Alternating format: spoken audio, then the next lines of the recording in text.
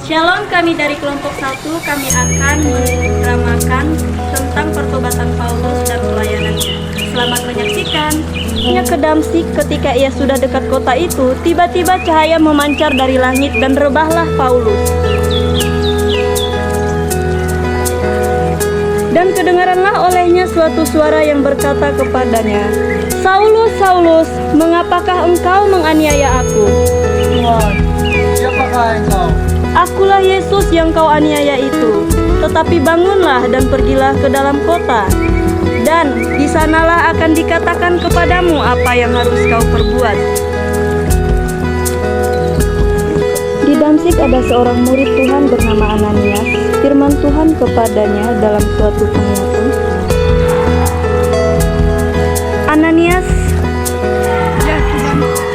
Firman Tuhan, "Marilah pergi ke jalan yang bernama Jalan Lurus dan carilah di rumah Yudas seorang dari Tarsus yang bernama Saulus. Ia sekarang berdoa." Lalu pergilah Ananias ke situ dan masuk ke rumah itu. Ia menumpangkan tangannya ke atas Saulus. Katanya, "Saulus, saudaraku, Tuhan Yesus yang telah menampakkan diri kepadamu di jalan yang engkau lalui, telah menyuruh aku kepadamu supaya engkau dapat melihat lagi dan penuh dengan Roh Kudus."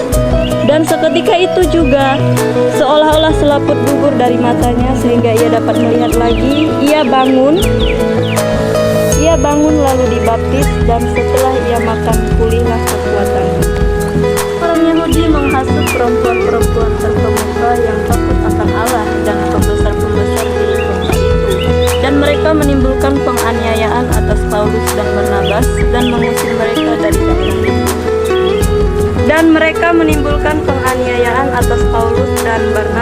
dan mengusir mereka dari daerah itu.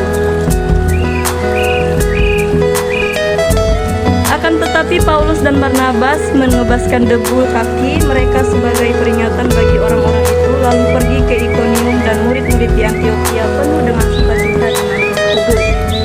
Kemudian Paulus meninggalkan Athena lalu pergi ke Korintus. Di Korintus ia berjumpa dengan seorang Yahudi bernama Aquila yang berasal dari Pontus dan Priscilla.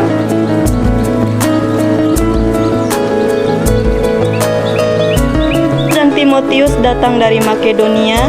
Paulus dengan sepenuhnya dapat memberitakan firman, di mana ia memberi kesaksian kepada orang-orang Yahudi bahwa Yesus adalah Mesias. Tinggal beberapa hari lagi di Korintus, lalu ia pergi ke Kengkrea untuk menuju